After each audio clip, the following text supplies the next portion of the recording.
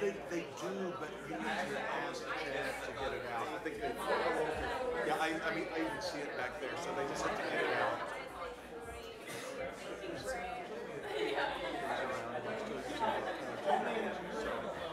I could ask if they have an old transparency projector.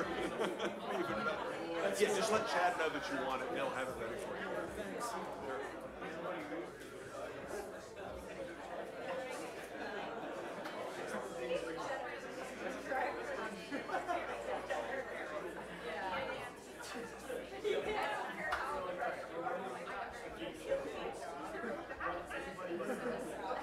Sorry? Oh, do I need to use that? If I'm using this? Okay. Okay. No, thank you very much.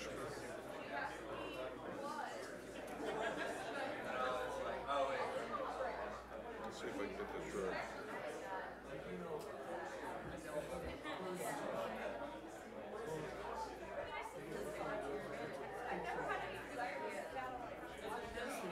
Oh, yeah.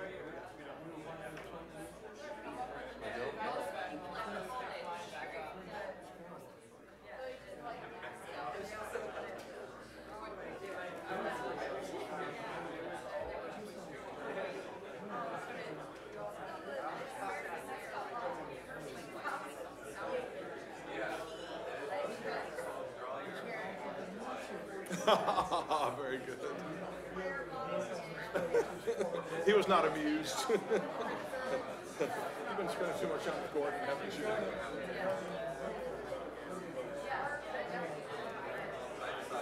Yes, I wish I had been clever enough to think of something like that. That's good. Chad.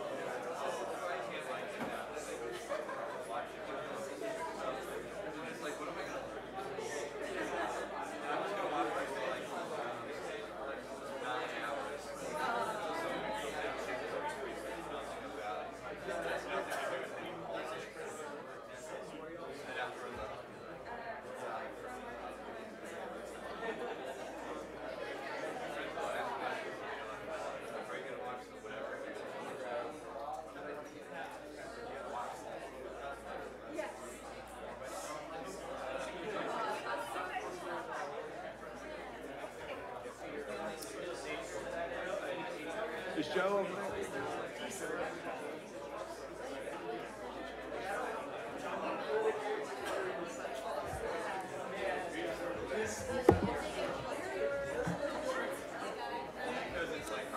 Okay, ladies and gentlemen, why don't we go ahead and take our seats, please? It's right at 4 o'clock. Before we begin, I have an important announcement that Pat asked me to make. We have a schedule change for this evening.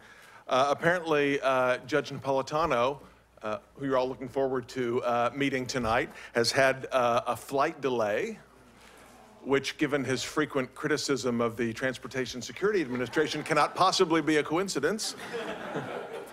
But the judge's seminar has been pushed back until 7:30 tonight, or his lecture across the street. It's been pushed back to 7:30. So Pat says we'll still have dinner at 5:15 as on the schedule. Then we'll have a social hour at 6:15, and we'll walk to the auditorium at 7:15 for a lecture beginning at 7:30. There will be shuttles picking up in the evening after the lecture to take people back to the dorms and so on. And Pat says the Institute will be closed when we get back from the judge's talk, so bring all your stuff with you. Okay, I guess we'll walk back across the street and the shuttle bus will be here for those who need to get back to the dorm or the hotel. Okay, so lecture at 7:30 tonight instead of 6:30 as originally planned, but most importantly, dinner at 5:15 as originally scheduled. So, yeah, if you have any questions, ask Chad or Pat or one of the staff, but I'm sure they can straighten you out. Okay,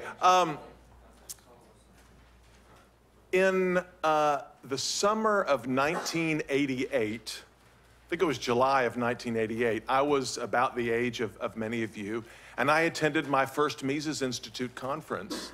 At that time, it was called the Advanced Instructional Conference in Austrian Economics. It was quite a bit smaller than this, and it was out in California. Tom Woods mentioned last night that some of the summer conferences were out on the West Coast before they got moved here. And that was actually the second Mises Institute summer conference for students, the second edition of what eventually grew and became Mises University. So that was 30 years ago this summer. And I think there were about maybe 40 or 50 students, and there were only 4 speakers. They were Roger Garrison, I don't know if Roger's still in here, David Gordon, Hans Hermann Hoppe, and there was a 4th guy. What was his name? Oh yeah, Rothbard was also one of the speakers. And you know, that was really a transformative experience for me, as I know that coming to Mises U has been for many of you, and I hope will be this week, a transformative experience also. So that was really my first exposure to all of these folks and to much of that literature. That was right before I was starting my graduate studies in economics. Now, in subsequent years, as I mentioned, the conference expanded, and they began bringing in kind of the second and third tier Austrians like Salerno, Bloch, Di Lorenzo, Herbener, et cetera, to give the lectures, and then eventually it became this fantastic, much larger event that we have now. But I have been at the summer conference, the Mises University Summer Conference, either as a student or as a speaker, every one of those years from 1988 until the present. So this is my 30th Mises U. Can you believe it? Yeah, thank you.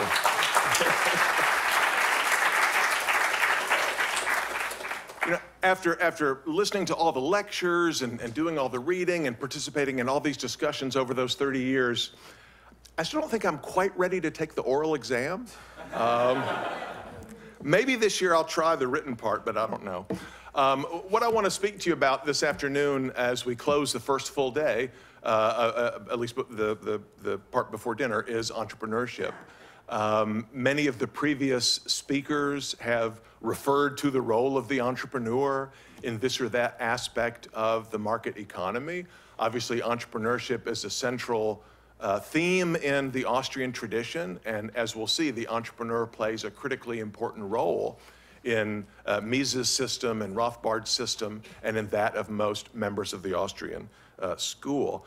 Now, you know, unlike some of the other topics that we have discussed today, like the division of labor, you know, entrepreneurship is kind of a hot and sexy topic in the world at large, right? Everybody wants to talk about entrepreneurs and entrepreneurship. You know, who's going to be, you know, the next sort of famous breakthrough entrepreneur? That's Serena Williams.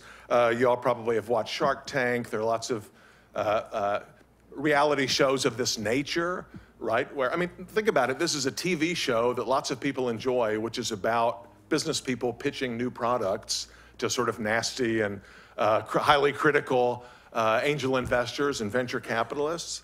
Lots of schools have Shark Tank kind of competitions. In fact, entrepreneurship is one of the hottest subjects in universities, particularly in business schools and other universities as well. The Princeton Review now has an entrepreneurship category when it ranks its top universities. When I first saw the top 25 undergrad entrepreneurship programs, number one, I was pleased that my own university, Baylor University, is ranked in the top 10 of that listing and has been for several years. But mainly I was surprised that there were 25 entrepreneurship programs that they could even rank. But now there's many hundreds of them. Entrepreneurs are kind of celebrities in our culture, right? What do you want to be when you grow up? Well, American kids used to say, I want to be president. Not so much anymore. I want to be a real estate developer and then president is maybe what they say. But people want to be, everybody wants to be the next Steve Jobs. Now, not all entrepreneurs are equally popular, or some are, shall we say, a little bit more controversial. Elon did not have a good week last week. Whole thing with his submarine, and there's a bunch more stuff going on anyway. Now, why am I telling you about entrepreneurship? Why do I think it's important for us from sort of a theoretical perspective and empirical perspective? Well, Mises was really into entrepreneurship too. Now, they didn't have Shark Tank back in the early 20th century, but if you look at the index for human action, notice how many entries entrepreneurs get in the book. Right, look how many pages. And of course, indexes are not perfect, and there are many more references to sort of entrepreneurship concepts and ideas than just the listing of the word entrepreneurship. But I mean, epistemological problems of economics, right? Mises is very interested in the philosophy of the social sciences. Epistemology is a critical issue for him, but look how many pages epistemology gets. I mean, it's nothing. Equilibrium, of course, if we were looking at a mainstream economics textbook, Equilibrium would have many hundreds of entries, and entrepreneurs would probably have none whatsoever. But I mean, clearly this is a big deal to Mises. Now, what is he talking about? Is he talking about technology startups? Is that what Mises thought was sort of central to economic progress? Is he talking about, Mark Cuban's latest thing, or, certainly those, the sorts of popular notions of entrepreneurship that people are really interested in today, Mises would be interested in them as well. But that's not really what Mises was talking about when he gives the entrepreneur a central role in his analysis of the market economy. Here's a sort of one of Mises' well-known quote from Human Action. Mises says, "It is impossible to eliminate the entrepreneur from the picture of a market economy. The various complementary factors of production cannot come together spontaneously. They need to be combined by the purposive efforts of men aiming at certain ends and motivated by the urge to improve their state of satisfaction." Now, doesn't that sound characteristically Misesian, right? Purposeful human actors aiming to improve their state of satisfaction. In eliminating the entrepreneur, Mises says, one eliminates the driving force of the whole market system. So the entrepreneur is the driving force of the whole market system. Roger Garrison was telling me an Israel Kirzner funny story before the lecture. Kirzner titled one of his more recent books is titled The Driving Force of the Market. It's a book about entrepreneurship. He gets that phrase from this line, this passage in Human Action. But what is the driving force of the market, according to Mises? It's the sort of human faculty that accomplishes what? Brings together the factors of production, right? And organizes them in such a way that they can be used to satisfy human wants. This bringing together of complementary factors of production, it doesn't happen automatically, right? It doesn't even happen spontaneously. It happens deliberately and in a calculative fashion through the efforts of particular individuals and actions in the market. That's what entrepreneurship is. So notice a couple things about this quotation. Entrepreneurship is a very general feature of the market economy, right? It's central to anything that we're talking about in the context of economics. It's not just startup companies. It's not just, high-tech companies. It's not just what they call gazelles, right? High growth firms, right? So all kinds of productive human activity, all human action that involves the assembly and combination of complementary resources is within the domain of entrepreneurship studies, or the analysis of entrepreneurship, according to Mises. So no, that's very different from the sense you get from watching Shark Tank or reading Entrepreneur Magazine or looking at Elon Musk's Twitter feed, okay? So let's start by talking about factors of production, right? What is involved in the combination of factors of production to allow people to satisfy particular ends? Well, this is a nice follow-up to Roger Garrison's talk on capital theory, right? So production, the analysis of production in Austrian economics, it really is ultimately about capital, or central to it is the Austrian notion of capital, which, as you know from Roger's talk, is in many important ways different from the way capital is treated in mainstream economics and in Marxist economics and other traditions. Right, so what is production? Production is really about the transformation of some things into other things, right? If you bake a cake, you have flour and eggs and sugar and water and butter and whatever, and you don't want to just stuff those things into your mouth, right? You want to combine them into a delicious, layer cake or whatever that you can eat. So production is about transformation of inputs into outputs. If you want to think of this in causal realist terms, we're interested in the relationship between means and ends, right? Enjoying a delicious piece of cake, that's the end that I seek to obtain when I go into the kitchen.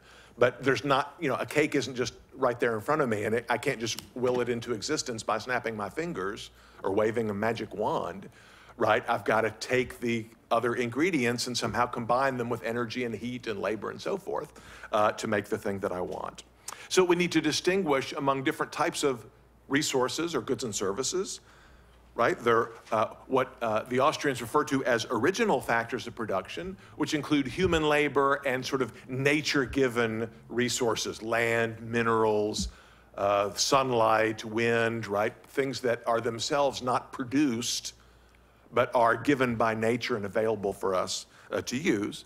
We also have intermediate goods, tools and machines and factories and so forth, vehicles that we produce ourselves, but not to consume them directly, but to use them to produce other stuff, right? You don't eat a hammer, but you use a hammer to build, or you don't live in a hammer, but you can use a hammer to build a house that you can live in, okay? Something like that. What's interesting about, what makes this an important topic, and in some ways a challenging topic in a modern economy, is that, there are lots and lots of different ways to produce things. Right? There's lots of ways to bake a cake, right? Different ingredients, there's different types of flour, and you can use different ratios of flour to eggs and sugar and so forth. You could make the cakes with, by hand. That's what we typically do, right, in our kitchen. But you could make them on a big assembly line using advanced robotics, right? Most of us, even if we bake a cake at home, we use an electric oven, and we might use an electric mixer, and we have all kinds of tools. We don't just use our hands and, a stick like some ancestor might have done to try to create bread or something. So there are lots of different ways we can do it. Which inputs do I use? Which ingredients? Which brand of ingredients do I buy at the store? What type of labor do I apply? What should be the ratio of capital to labor and so forth? Now, if you think about making computers or cars or jet engines or skyscrapers, right? There's an almost limitless number of possible combinations of inputs that can be used to produce particular outputs that we desire ourselves or that we think other people would desire and be willing to pay us for. So we've got to have some means of figuring out the most effective combinations and the most effective individuals to affect those combinations and bring them to the market. right? So we know, you know from Roger's talk, right, that Austrians have some, have a unique appreciation of the complexity of production. Production takes time, right? You go from lower valued combinations to higher valued combinations and so forth. Did Roger show you the famous Hayekian triangle? Yeah, so why is this important for production theory? Well, the fact that production takes time means that decision makers, entrepreneurs, have got to, they've got to make some choices now that will affect the stuff that will be available, that will be potentially produced and available to the market later, right? You can't go backwards and forwards in time. So I have to make some commitments now to use particular inputs or to combine them in a particular way without knowing for sure what kind of output I'm going to get and whether that's the right kind of output. So how do entrepreneurs do this? Well, to be able to engage in a rational process of figuring out how to combine inputs into outputs, we need to use some kind of a system. We need some mode of analysis. And that's where the Austrian notion of imputation comes into the picture. So I'll talk about imputation in just a moment, including concepts like the marginal product of an input and the marginal revenue product of an input, right? So by marginal product, we mean, if I say, what's the marginal product of flour in making cakes? Well, if I use a little bit more flour, another cup of flour, how much more cake do I get, right? The marginal revenue product of an input is the same thing, but measured in monetary terms, right? So if adding another cup of flour produces another fourth of a cake, and I sell my cakes for 20 bucks a piece, when I add that additional unit of flour, I get how much more revenue, mathy people? $5, yeah. See, who says Austrians don't do math? So the marginal revenue product of that cup of flour would be $5, okay? And again, critical to this process, again, say I'm making these cakes not just to eat myself, but to sell. I'm a professional baker, right? In deciding whether or not I want to buy that extra cup of flour and use that extra cup of flour, I'm thinking, well, how much do I have to pay to get it? And how much more money do I expect it to yield to my enterprise, right? Well, I think I can sell these for 20 bucks a pop and I'll get $5 more from that extra fourth of a cake when I add this cup. But remember, how much it costs me to buy the cup today, that's certain. The cost of that extra flour is known to me now. The revenue I'll have in my pocket, the additional revenue from using that cup of flour, I only get that tomorrow when I take the cakes to market. And the market price of cake tomorrow is not a given thing to me today. So uncertainty is central to this process as well. So the way the Austrians do imputation, this goes back to, it's sort of implicit in Carl Menger in his principles in 1871, but really spelled out in more detail by Friedrich Wieser, right? One of Carl Menger's sort of students or disciples, and also fleshed out in more detail by Rothbard in Man, Economy, and State, and many other economists as well. Imputation makes the following claims, right? The discounted marginal revenue product of a unit of an input or a factor is the money revenue attributed or imputed to one service unit of that factor, discounted by the social rate of time preference. So let's say it takes a year to bake cakes and bring them to market. These are really elaborate cakes, I guess, the ones you see on Cake Wars. So let's say that when I purchase that, it costs me, when I purchase one additional unit of flour, say 1 cup of flour, I can use that to get $5 of additional revenues, but not until a year from now, right? So I've got to discount that by, I've got positive time preference. So, $5 a year from now might only be worth, say, $4.50 in terms of present goods, right? So the most I would be willing to pay for a cup of flour today is how much? $4.50, yeah, because it will generate, I expect it to generate $5 worth of revenue a year from now. Okay, so the marginal revenue product of that cup of flour is $5. The discounted marginal revenue product is, let's say, $4.50 or $4.75, depends on what the interest rate or the discount rate is in this particular situation. So as I said, that establishes the entrepreneur's maximum willingness to pay for that unit. I mean, I wouldn't pay $6 for a cup of flour if I expect it will generate $5 of additional revenue a year from now, because then I'm losing money, right? I'm paying more. The cost of that cup of flour is more than what I expect to gain in revenue. Now, I'd like to get the cup of flour for $1 or free. I'd like to get it for free. Then I could pocket the entire $4.50 in present value terms. But I'd be willing to pay $1, $2, $3, $4. I'd be willing to pay up to $4.50, but not more for the control and the ability to use that factor.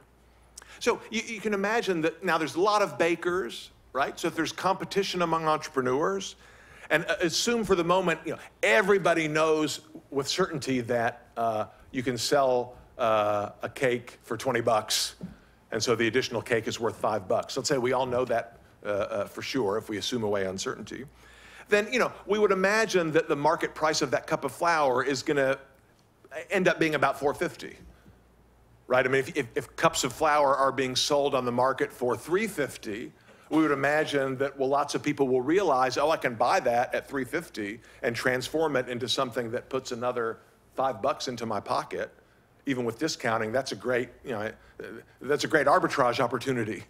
Right, so we would expect people to start buying up cups of flour, and that will drive up the market price of cups of flour. But we wouldn't expect the market price to be higher than $4.50, because then the demand for those cups would fall, and the price would tend to go down until it equilibrates right at around $4.50. So in the absence of uncertainty and given competitive bidding by entrepreneurs, the price of a factor will tend to equal its discounted marginal revenue product. Now, there's some exceptions to that principle. If you have certain factors have to be combined in certain proportions with other factors, or you're baking bread and you need yeast, and without yeast you can't get any bread at all. But in general, when there's some substitution available among factors, that's possible between factors, this principle will hold that prices of factors are determined by discounted marginal revenue products. But wait, some of you are saying, he just said some weird equilibrium thing. I thought this was Mises University. This is not, Krugman University or Samuelson University or whatever. So yeah, again, I'm saying, imagine this sort of equilibrium world, right? You could use the construct in Mises and Rothbard of the evenly rotating economy.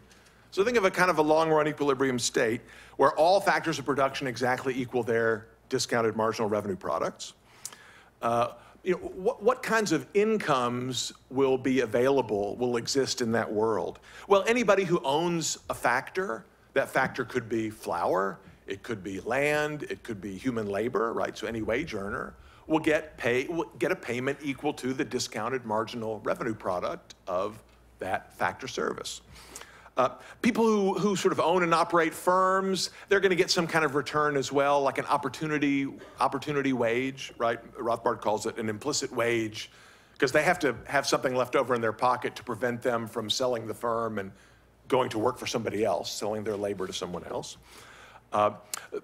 People who own financial capital, right, and sort of make it available to people in the market will earn an interest return. But that's it, right? All of the incomes in that scenario are paid out either as returns to a factor based on DMRP, or implicit earnings to owners of enterprise, and interest returns to capitalists. Notice what doesn't exist in that world. No profits and losses. No entrepreneurial profits and losses. Why? Well, think about the following. Suppose we drop this assumption that we live in an evenly rotating economy where everybody knows exactly what's going to happen tomorrow and all uncertainty is absent. Well, now what we have going on in that world, i.e. in the actual world, right, is that entrepreneurs are, they're making these bids for units of factors of production without knowing for sure what the future is going to be like, but based on some kind of beliefs or expectations. right? So they have knowledge and beliefs about the present, right? Which includes, technology. I mean, how do you actually bake a cake? I need some kind of recipe. How does it work? What are the capabilities of different factors? Which resources are available to me? And their expectations or beliefs about the future. What will be the demand for cakes in the future? Will the government regulate the cake market? Will there be a lot of, is Elon Musk going to be making cakes and I have to compete against him and so forth?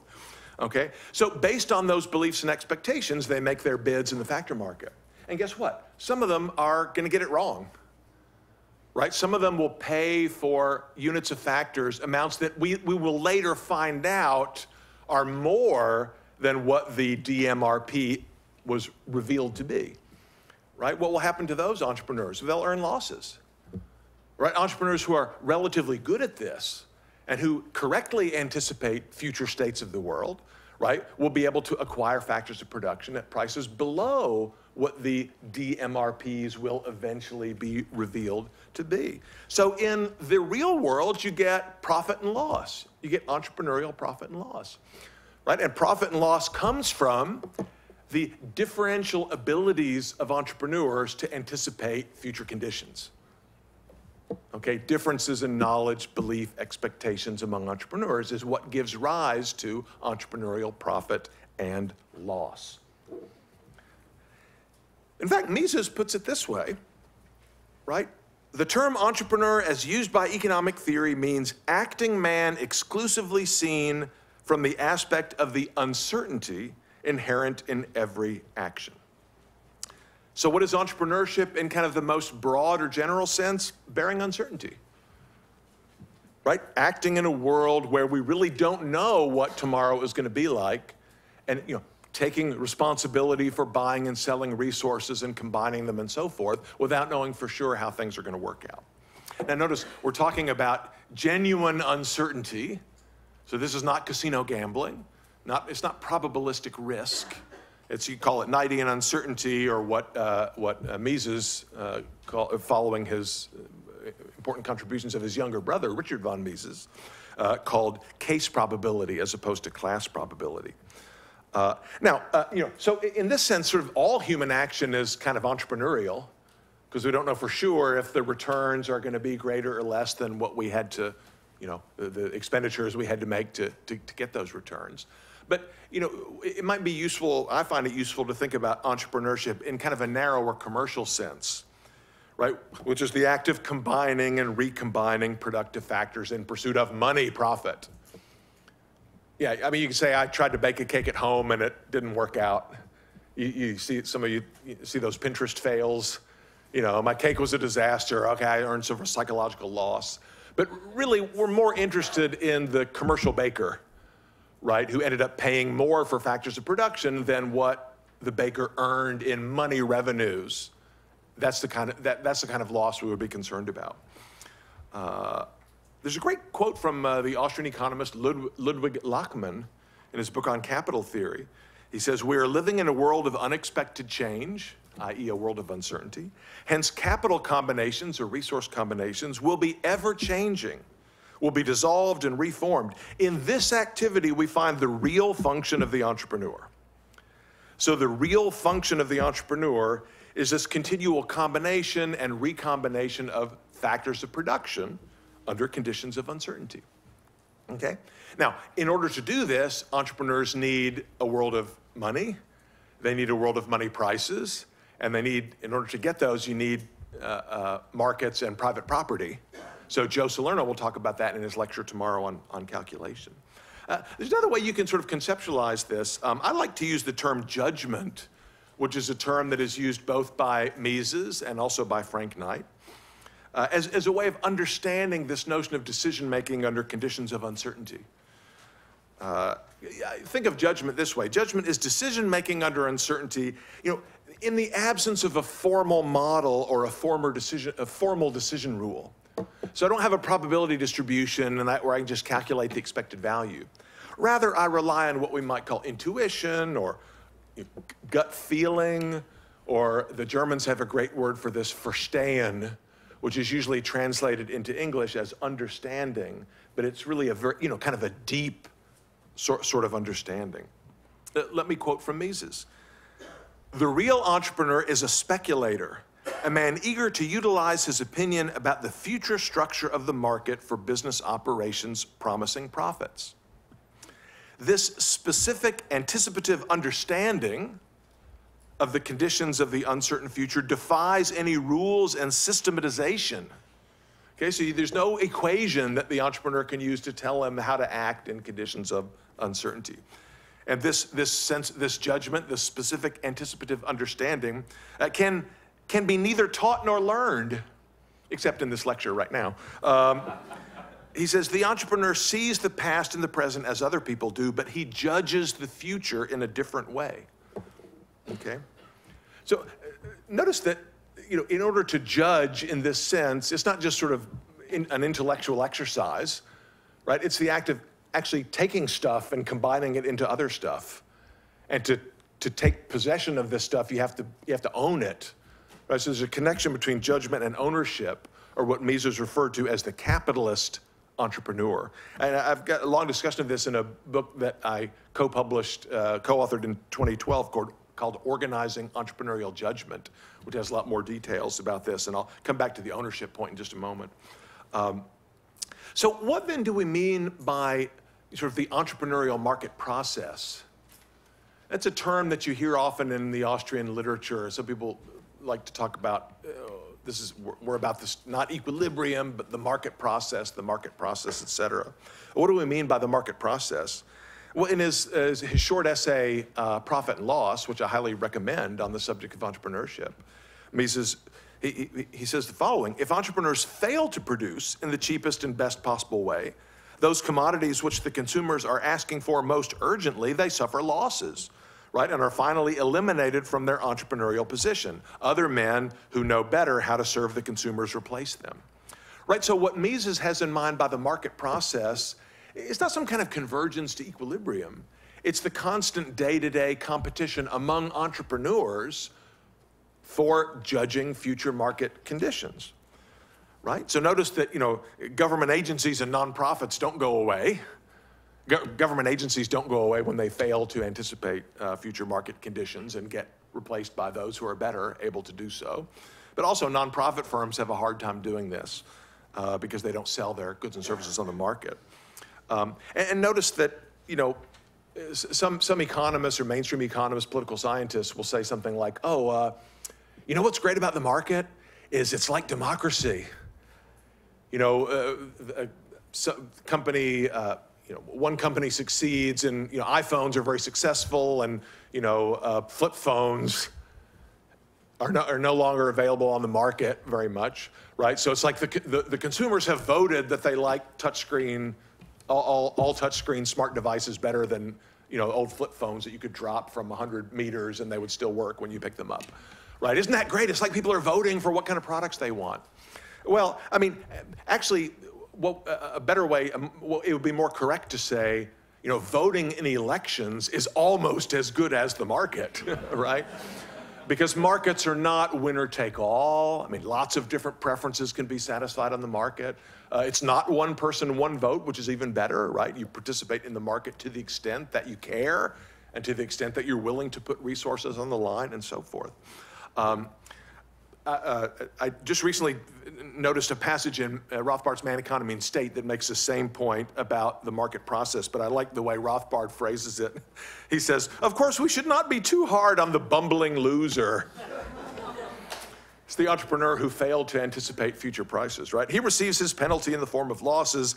These losses drive him from his poor role in production. If he is a consistent loser, wherever he enters the production process, he is driven out of the entrepreneurial role altogether. Anyway, so characteristically Rothbardian formulation. So notice a couple things.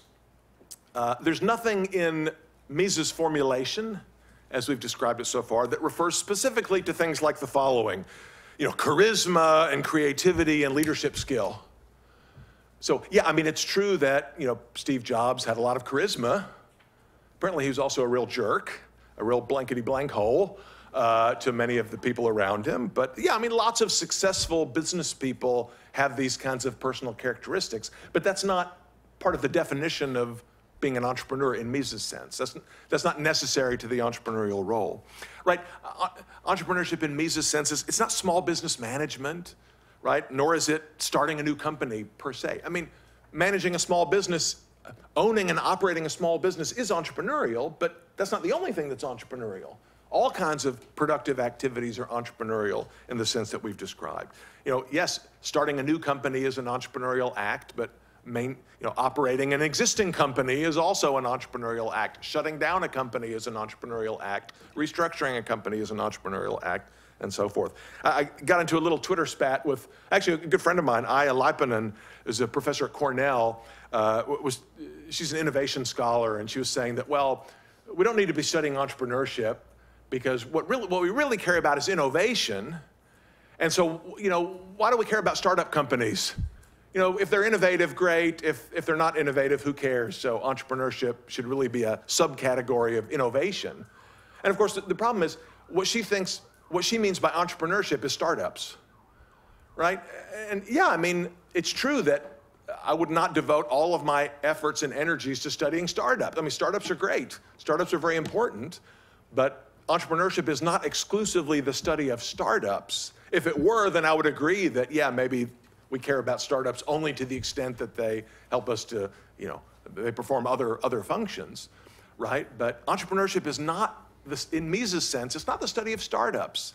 It's the study of arranging productive factors under conditions of true uncertainty, okay, which includes startups and lots of other stuff. I even have a little section in my book, Organizing Entrepreneurial Judgment, with Nikolai Foss about what we call the startup bias in the contemporary entrepreneurship literature. So you can look that up if you're interested. But I also want to refer to some of the other classic scholarly contributions to the entrepreneurship field. In Mises' understanding, as I interpret it, entrepreneurship, it's not exactly the same thing as innovation, the notion famously associated with Joseph Schumpeter, right? I mean, entrepreneurs do innovate, but even not innovating in the technical sense, continuing to produce old technology or whatever, is also entrepreneurial in the sense that it involves maintaining responsibility for productive assets that are used under conditions of uncertainty. And this notion that I've articulated is also distinct from the idea famously associated with Israel Kirzner, that entrepreneurship is about, sort of the alertness to or the discovery of pre-existing profit opportunities, finding those $20 bills on the sidewalk. I understand Kirzner doesn't mean this literally, he means it metaphorically, but I think that this formulation can be misleading because, again, it abstracts away from the notion of bearing uncertainty. It acts as if, entrepreneurship is just sort of scanning the horizon and you have to be the first to notice something that other people didn't notice. But the point is, entrepreneurial profits, they're not there to be noticed because they don't exist today. They only exist tomorrow, and they might not even be there tomorrow, right after you've taken some action. And finally, entrepreneurship is not really something you can learn in school, as Mises said. Now, that doesn't mean that there's no point in having entrepreneurship courses or entrepreneurship programs in schools, but you cannot teach what Mises calls the specific anticipative understanding of the uncertain future, right? You can teach the history of entrepreneurship. You can teach entrepreneurship theory. That's what I'm doing right now. You can study, techniques of small business management. And, you can learn about the venture capital process and so forth, but that's not teaching entrepreneurship per se. That's just sort of learning about entrepreneurship. And goes without saying that this is not something the government can produce or create or somehow stimulate with wise policy or whatever.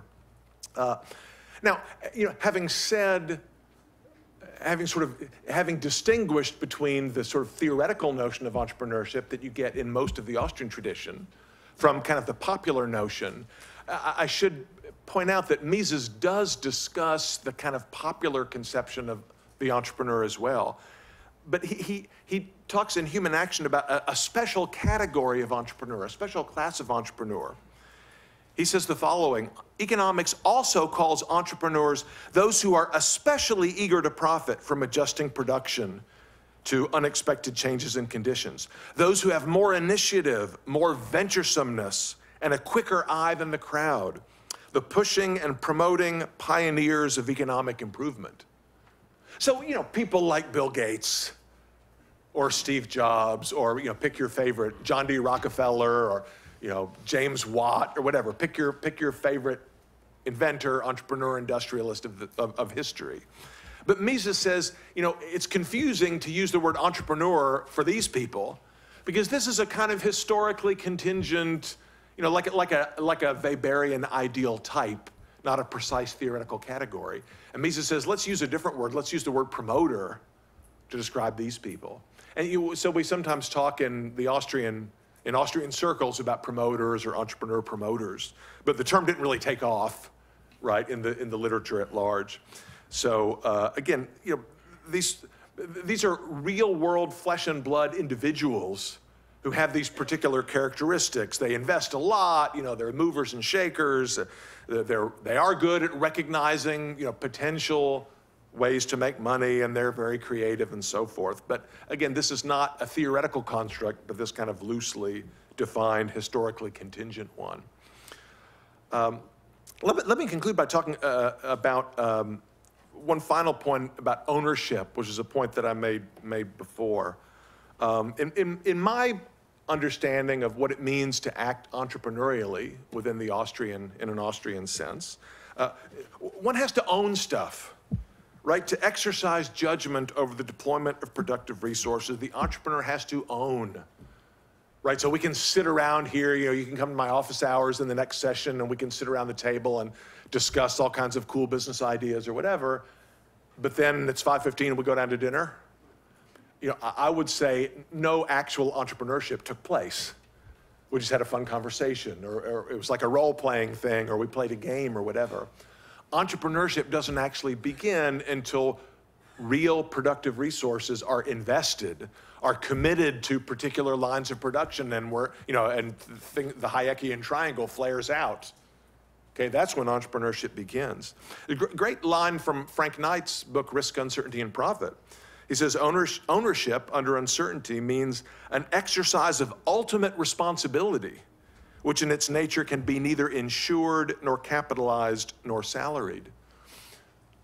Okay, so you can't insure yourself against entrepreneurial failure, because to be an entrepreneur means to take this ultimate responsibility over the use of assets. Now, does that mean that entrepreneurs are like, in everybody's face, doing everything, making all the decisions, bossing people around in a typical business firm? Well, of course not. Right? Entrepreneurs typically delegate. They delegate a lot. Entrepreneur owners, they delegate lots of, day-to-day decision authority to other people in the firm, employees and so forth. But remember, they possess the ultimate responsibility, meaning, for example, they can hire and fire employees. They can delegate some decision authority, but take it back. They can write the rules of the game within which employees act and do certain things, right? So the point is, non-owner resource providers like workers, suppliers, lenders, and so forth, they're obviously critically important to the production process. You can't operate a large commercial bakery without employees and without, people who supply the raw materials and so forth. But those input providers are not exercising judgment in Mises' sense, because they do not bear the ultimate responsibility for the deployment of productive factors under conditions of uncertainty. So I'm thinking about this because I wrote a paper that I think it hasn't come out yet. Nikolai Foss and I contributed a chapter to a book on stakeholder theory. Some of you have heard about stakeholder approaches, which are very popular in business schools nowadays, right? This is the idea that, well, firms should not be run exclusively in the interest of shareholders, but rather in the interest of a broader class of people who have a stake in the enterprise, which includes the employees and the suppliers and maybe people who live in the community and so forth, right? Maybe all of society are stakeholders in a sense. And so firms should be run in the interest of these broader stakeholders. And what we argue in this chapter is that this sort of misunderstands what it means to own resources. because the non-owner input providers do not bear this kind of ultimate responsibility, right? If things go haywire, if the venture goes south, they don't make the decision about how the resources of the firm will be used, right? I mean, a worker can always choose to withhold supplying his or her labor by quitting, right? A supplier can decide not to supply anymore, right? But that leaves the assets of the firm in place, right? The workers and the members of the community and so forth, they don't have have control or responsibility for the resources that are possessed and owned by the entrepreneur. So look, there's kind of think of sort of a market selection process like the one described by Mises and Rothbard, right? So one can choose to be an owner or a non-owner input provider. And given competition among entrepreneurs, competition among employees and input providers and so forth, we would expect a kind of sorting in the market where those who are particularly skilled at exercising the ownership function will end up being owners. And those who are skilled in providing other inputs to the firm will end up being workers and suppliers and so forth, okay? So just final point, which is probably obvious to most people here, attempts by government to sort of stimulate entrepreneurship run into a lot of problems, okay?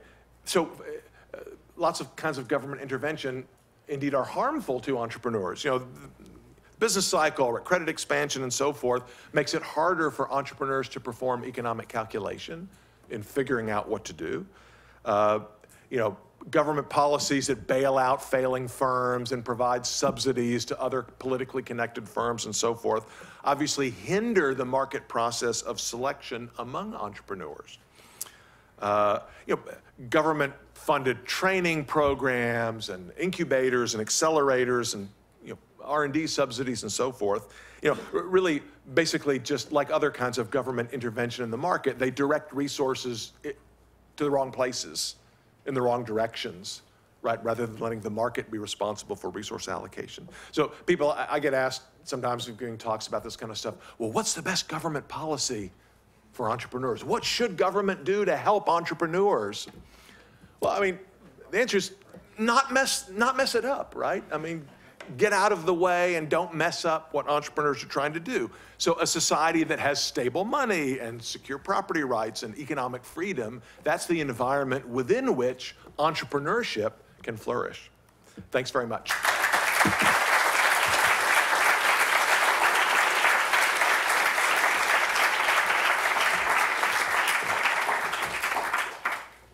So again, I guess we have office hours until 5:15 and then dinner.